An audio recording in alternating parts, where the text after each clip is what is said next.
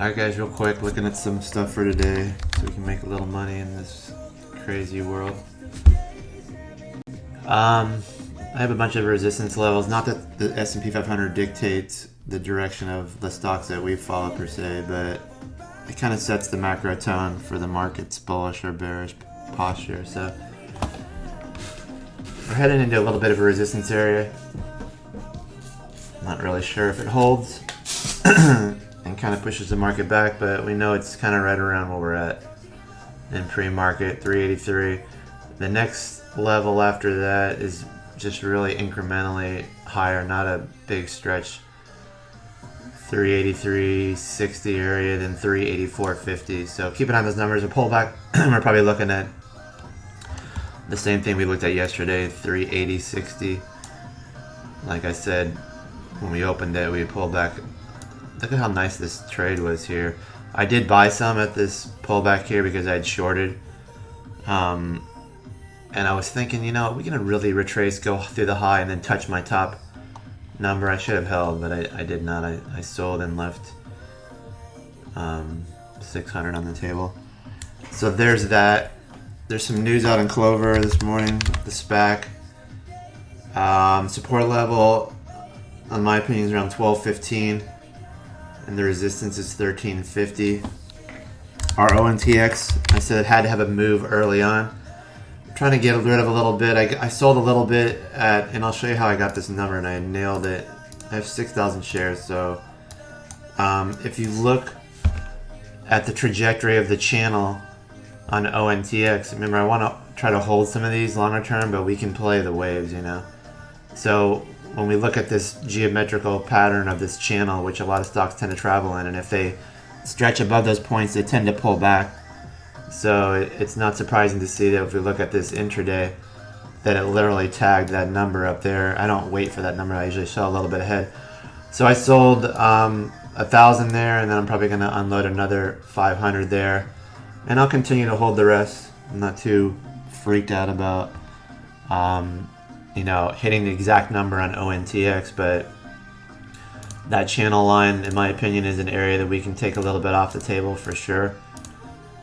This stock has the history of being a little bit volatile, so like I said, geometrical patterns equate into areas that we need to manage our money at, hence the sell up there in pre-market for me, and then I'm trying to sell a little bit more.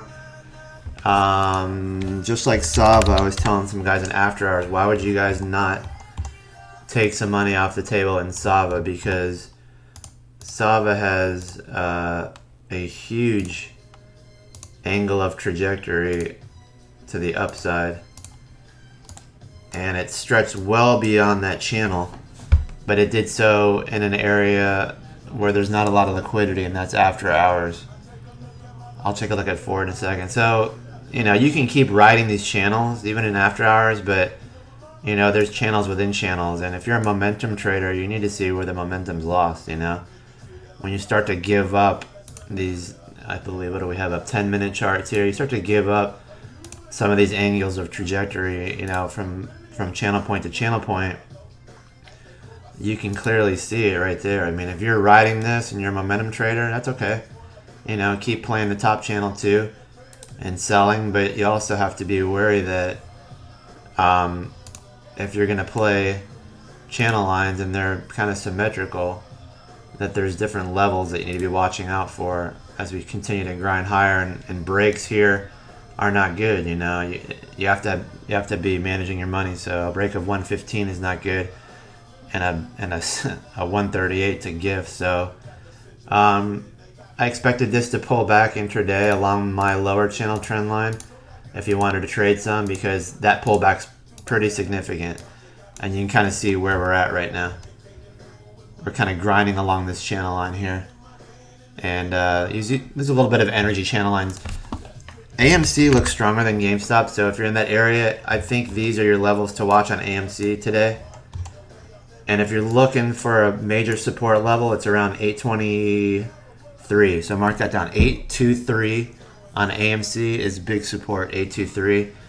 And then this wedge channel that I've been drawing for a while now is coming into play as well.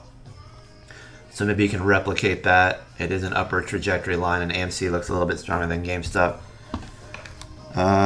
So I give you ONTX, Ford. Let's look at Ford. The stock company, right? F.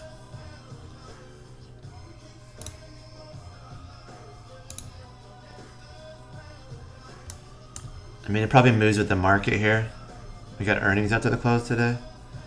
Oh boy. Yeah, it's gonna have a lot depending on that. Let's see if we can kind of figure out on a 5-year weekly where we're looking at in Ford. I mean, it's kind of made like a bullhorn pattern, I guess you'd say. It kind of looks like this. And then the bullhorn pattern on the bottom, this isn't going to be perfect, but it's something like this. And we did exceed that, but we pivoted in reverse. So just technically, yeah, I mean, think about it. All these things, this is coming out, that's coming out, give it a bump. That's all factored into the stock. You know, it's always buy the rumor, sell the news. If I had 2,000 shares of Ford, I would definitely sell 1,000 here. That's all I can tell you. We're in the red zone on the RSI. This is not a meme stock per se. It's not going to go parabolic. This overshoot to the downside, which stretched that little chart pattern, like little bullhorn chart pattern that we talk about, obviously was a bear trap. And we reversed and went back up. I like to see the trajectory of the 20 crossing above the 50. And now for the first time in a while, it looks like you're getting some short and intermediate terms that are ready to cross over the 200-day moving average, which is nice. But it's going to need some work. So, you know, who knows how earnings are going to come out? Can earnings stretch it above this channel? Certainly they can, but we've had a pretty sizable run for a regular, you know, everyday stock. And it is touching some of these little geometrical pattern channels that we talk about. You can see the touch here. You can see the touch here. And, you know, people were excited here as well, and it pulled back. And it's touched here. People are excited here as well, and it could pull back. So I'd be a little cautious on Ford here. From a fundamental perspective, it might be great, you know. The economy's really at a pivotal point here, and, you know, everything's doing well, so we don't want to sell ourselves short for the long term, but nothing wrong with taking a little bit off the table on Ford. So hopefully that helped you out a little bit. But it is nice to see it back above the 200-day moving average and holding. You know, you can go above the 200 for one day. That doesn't make a trend.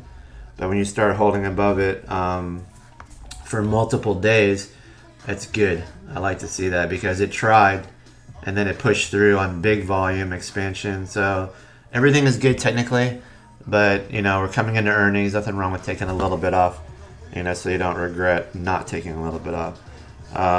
So let's see here. What else we got this morning that's active? Momo. I gave you ONTX. We've been in that since the 60s. Well, I've been in it since the 60s. Momo kind of breaking above the 50 today. If it holds, it's right there. I don't know if we chase that one. What else we got going on? QS looks interesting here because this is kind of a meme stock, QuantumScape, and it's had such a huge pullback. Let me look at this on intraday 20s.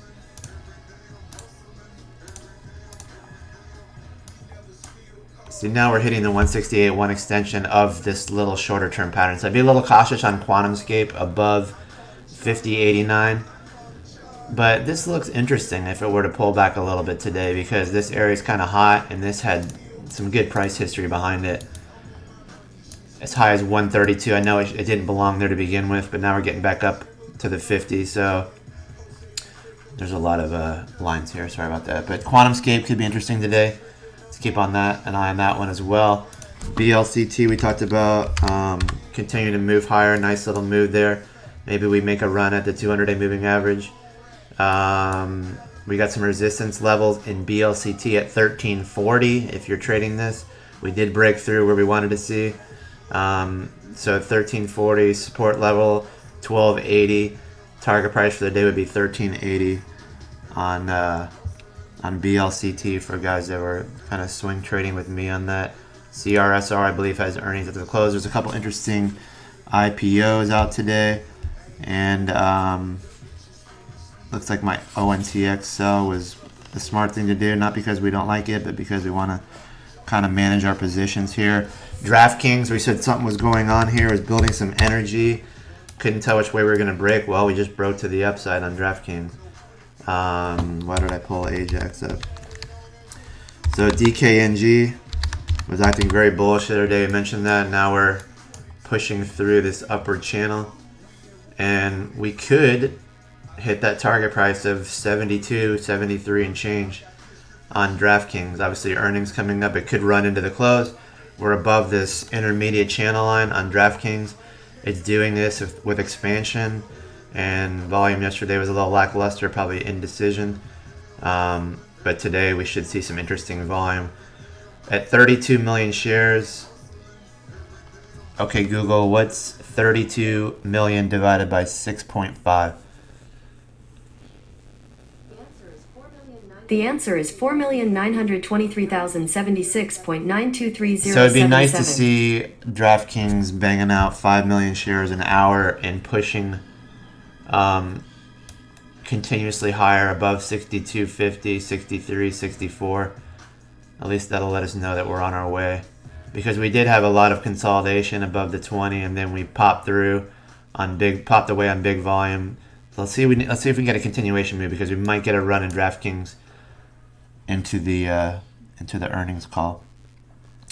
So GameStop, you know me, I kept saying it's going to gravitate towards like that 100 to 105. Let's see if that happens.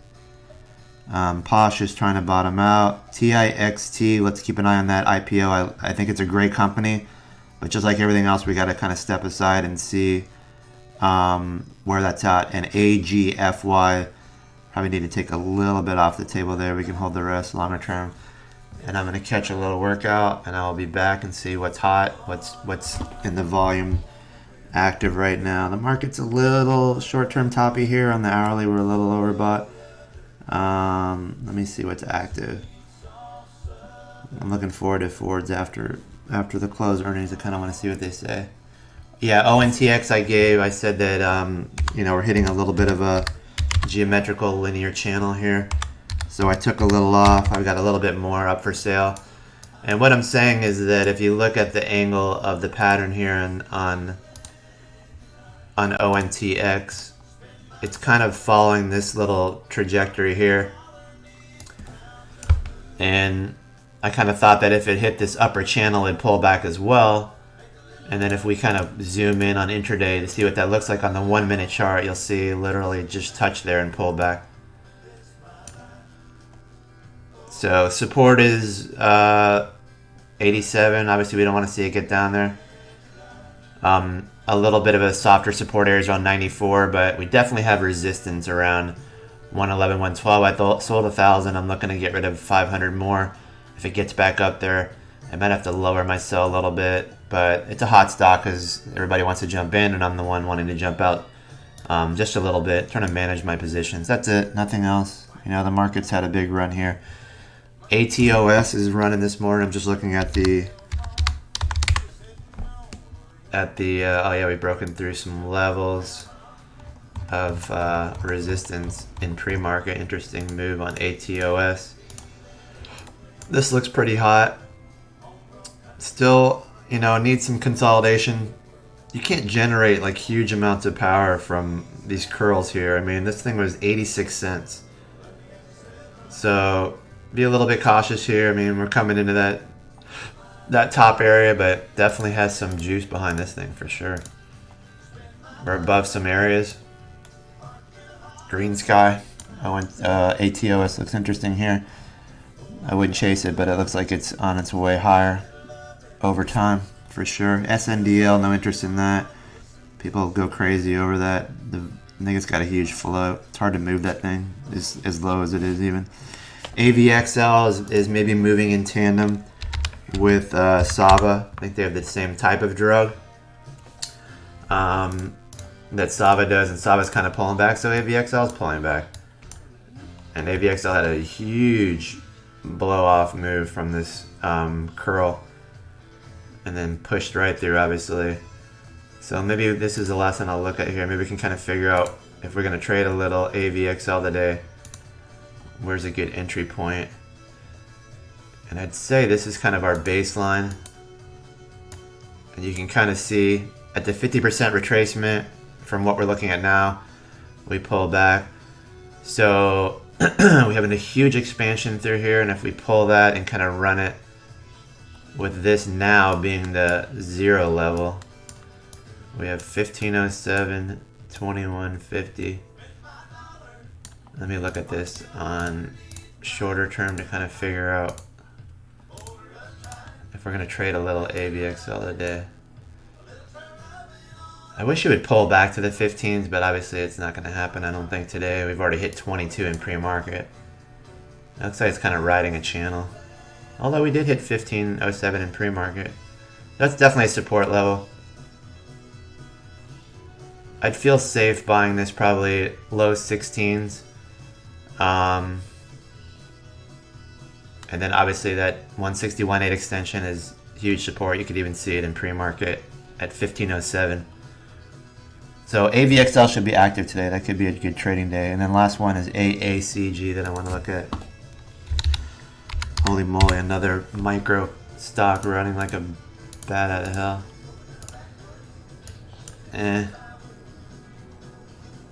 I do kind of like how it has a lot of consolidation before this big push. I'd have to see the news on this one. Kind of interesting though, because we don't have a lot of price history behind it, and it's blowing to the upside. What the heck is AACG? Let's look at that one later. I'm gonna go do my workout and look at that AACG, because it is in green sky territory. I know this is an IPO or a spinoff or whatever, but it's just completely blown out. Completely blown out. It's old all-time high. Jesus. Gotta be news on this thing. It was $1 yesterday or a couple days ago. Actually, it was $1 yesterday. Holy mackerel. Alright, we'll come back and look at that one. ITRM, I own some shares in. I don't know if they did a secondary. They're down a little bit. TNXP, I've had this thing forever, in and out. And then Clove. Don't look for some volatility in CLOV.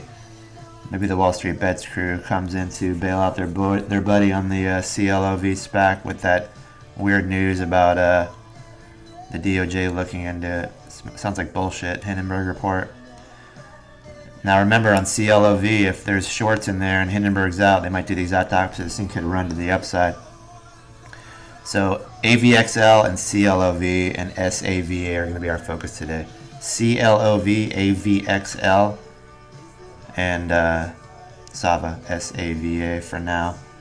Look really interesting. There's so many stocks out there. VCVC had some cool news out. 10x Adventure or 10x Venture Capital Corp.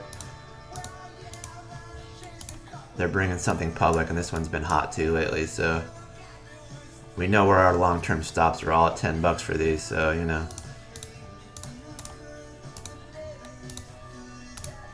I like this one too. I just think it needs to pull back. Let's keep an eye on that one too. Support is around 1460 for VC, and I'll be back later, guys.